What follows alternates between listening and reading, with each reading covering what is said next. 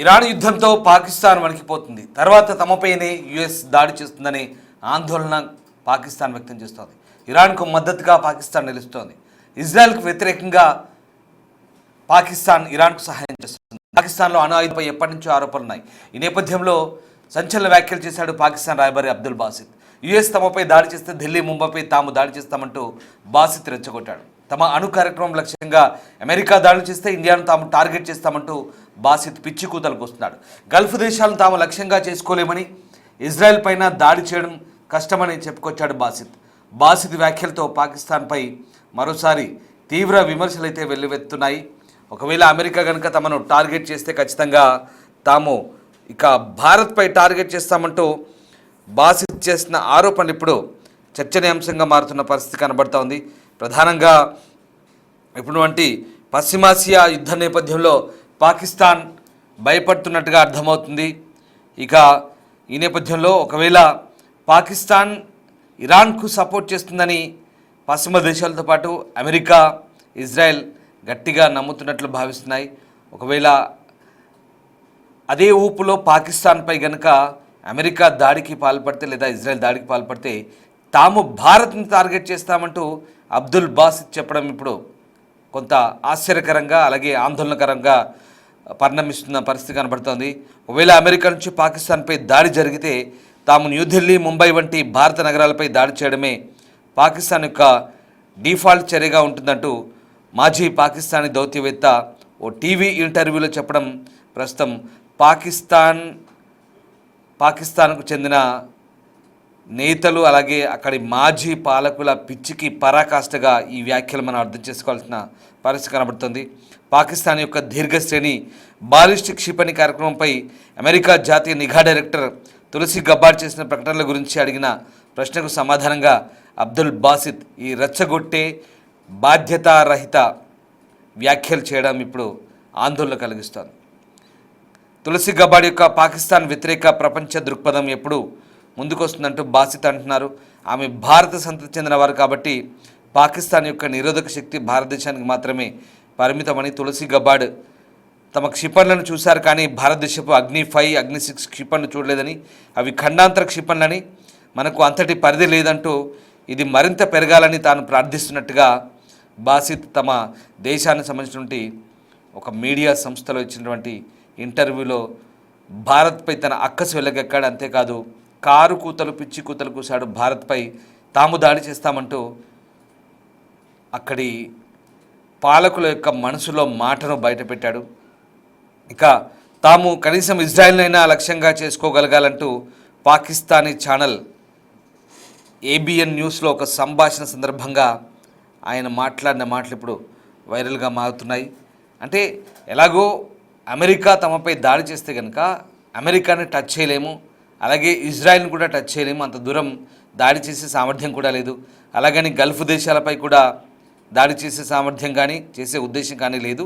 ఇక తమకున్న ఏకైక లక్ష్యం, ఏకైక టార్గెట్ ఢిల్లీ, ముంబై లాంటి నగరాలు.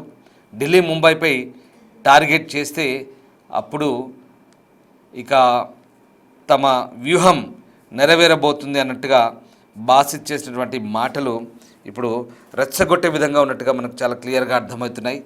యుఎస్ తమపై దాడి చేస్తే ఢిల్లీ, ముంబైపై తాము దాడి చేస్తామంటూ రెచ్చగొట్టే ప్రయత్నం చేశాడు. తమ అణు కార్యక్రమం లక్ష్యంగా అమెరికా దాడి చేస్తే ఇండియాను తాము టార్గెట్ చేస్తామంటూ బాసిత్ చెప్పడం, అలాగే గల్ఫ్ దేశాలను తాము లక్ష్యంగా చేసుకోలేమని, ఇజ్రాయెల్ పైన దాడి చేయమంటూ బాసిత్ చెప్పుకురావడంతో ప్రస్తుతం పాకిస్తాన్ పాలకుల ఆలోచనలు ఏ రకంగా ఉన్నాయో మనకు చాలా క్లియర్గా అర్థమవుతుంది. ఇజ్రాయెల్కు వ్యతిరేకంగా ఇరాన్కు పాకిస్తాన్ మద్దతుగా నిలుస్తోంది. ఇక దాని అర్థం అమెరికాకు కూడా వ్యతిరేకంగా అణు కార్యక్రమానికి సంబంధించినటువంటి ఏదైతే ప్రస్తుతం జెనీవా చర్చల ప్రకారం ఇరాన్ అణు శుద్ధి కార్యక్రమాన్ని నిలిపేయాలంటూ ఇజ్రాయెల్, అమెరికా కోరుతున్నాయో ఆ మాట వినకపోవడంతో ఇప్పుడు ఇజ్రాయెల్, అమెరికా సంయుక్తంగా ఇరాన్పై దాడి చేస్తున్నాయి. అయితే ఇరాన్ ఈ న్యూక్లియర్ ప్రోగ్రాంకు పక్కాగా పాకిస్తాన్ నుంచి కనుక సహకారం అందింది అని కనుక రష్యా, అమెరికా, ఇజ్రాయెల్ కనుక భావిస్తే ఖచ్చితంగా ఒకవేళ తమ నెక్స్ట్ టార్గెట్ పాకిస్తాన్ కనుక అయ్యుంటే ఖచ్చితంగా తాము వాళ్ళపై దాడి చేయలేం, కానీ భారత్పై దాడి చేస్తామంటూ మాట్లాడుతున్న మాటలు ఇప్పుడు నిజంగా అంటే వీళ్ళ పిచ్చి ఎంత పరాకాష్ఠకు చేరుకుందో మనకు అర్థమవుతుంది. ఖచ్చితంగా ఇదంతా కూడా బాధ్యతారహితమైనటువంటి మాటలుగానే పరిగణించాల్సి వస్తున్నట్టు విశ్లేషకులు చెప్తున్నారు.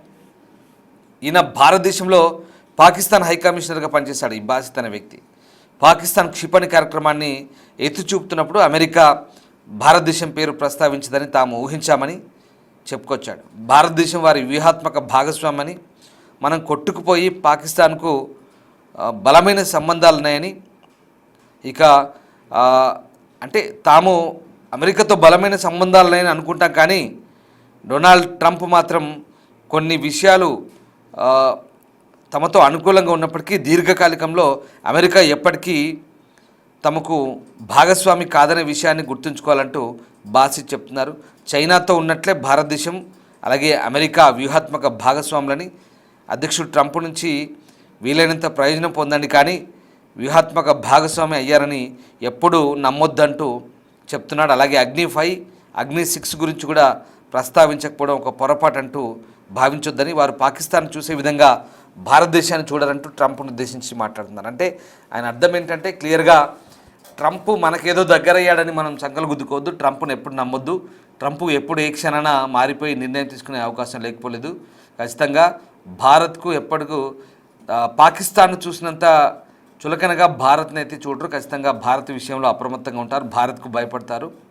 ఇక పాకిస్తాను అక్కడ వాళ్ళ దృష్టిలో చాలా చిన్న దేశంగా, బలహీన దేశంగా కనుక పరిగణిస్తే ఖచ్చితంగా మనల్ని టార్గెట్ చేస్తారు. కాబట్టి అప్పుడు మనం జాగ్రత్తగా ఉండాలంటూ వాళ్ళ మీడియా సంస్థలో ఈ బాసిత్ అనే వ్యక్తి చేసిన మాటలైతే ఇప్పుడు ఆశ్చర్యాన్ని గొలుపుతున్నాయి. పాకిస్తాన్ యొక్క సుదూర బాలిస్టిక్ క్షిపణి కార్యక్రమం అమెరికాకు ముప్పుగా పరిణమించవచ్చంటూ గబార్ చేసిన వ్యాఖ్యలను బాసిత్ స్పందించారు. పాకిస్తాన్ ప్రయత్నాల్లో ఇక వారి పరిధిని ఛేదించగలిగినటువంటి ఐసీబీఎంలు కూడా ఉండే అవకాశం ఉందంటూ తులసి గబార్ చెప్పుకొచ్చారు. హౌస్ ఇంటెలిజెన్స్ కమిటీకి 2026 సంబంధించినటువంటి వార్షిక ముప్పు అంచనాను సమర్పిస్తూ ఇక అమెరికా పరిధిలోకి తెచ్చే సాంప్రదాయ పేలోడ్లతో కూడిన అనేక రకాల అధునాతన లేదా సాంప్రదాయ క్షిపణి పంపిణీ వ్యవస్థపై పరిశోధనలు అభివృద్ధి చేసిన దేశాల్లో పాకిస్తాన్ కూడా ఒకటి అంటూ ఆమె చెప్పుకొచ్చారు. ఒక వృత్తిపరమైన దౌత్యవేత్త నుంచి రావడం మరింత దిగ్భ్రాంతిని కలిగించేలా బాసిత్ బాధ్యతారహితమైనటువంటి వ్యాఖ్యలు అయితే చేశారు. సో మొత్తం మీద బాసిత్ చేసిన వ్యాఖ్యలపై ఇప్పుడు విశ్లేషకులు అయితే మండిపడుతున్నారు. ఒకవేళ పరిస్థితి చేదాటిపోయి ఇరాన్లో పరిస్థితి మరింత దిగజారి ఇజ్రాయెల్ ఒకవేళ తమపై కన్నేస్తుంటే కనుక అమెరికా తమ అణు కార్యక్రమంపై కన్నేసి దాన్ని నాశనం చేయడానికి ప్రయత్నించే పరిస్థితులు కనుక ఏర్పడితే అత్యంత దారుణమైన పరిస్థితుల్లో అమెరికా తమ అణు పరిధిలో లేకపోయినా పాకిస్తాన్పై దాడి చేసింది అనుకుంటే కనుక అప్పుడు మనకున్న మార్గం ఏంటంటూ ఆ యాంకర్ అతన్ని అడుగుతుంది.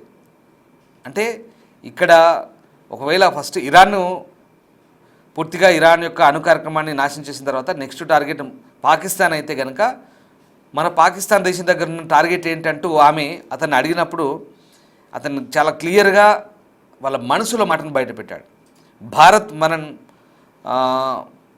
మనం భారత్ని ఏం చేయాల్సిన అవసరం లేదు, ఎవరైనా మనపై దురుసుగా ప్రవర్తిస్తే మనం సెకండ్ థాట్ లేకుండా, రెండో ఆలోచన లేకుండా ముంబై, న్యూఢిల్లీపై దాడి చేయాలి. ఆ తర్వాత ఏం జరుగుతుందో చూద్దాం. ఒకవేళ మనకు వేరే మార్గం లేక అమెరికా మనపై దాడి చేస్తే అది అసాధ్యం, కానీ ప్రపంచం తెలుసుకోవాలి, ఎవరైనా పాకిస్తాన్పై దురుసుగా ప్రవర్తిస్తే భారత్పై దాడి చేయడం తప్ప దానికి మరో మార్గం ఉండదంటూ బాసిత్ చెప్తున్నాడు.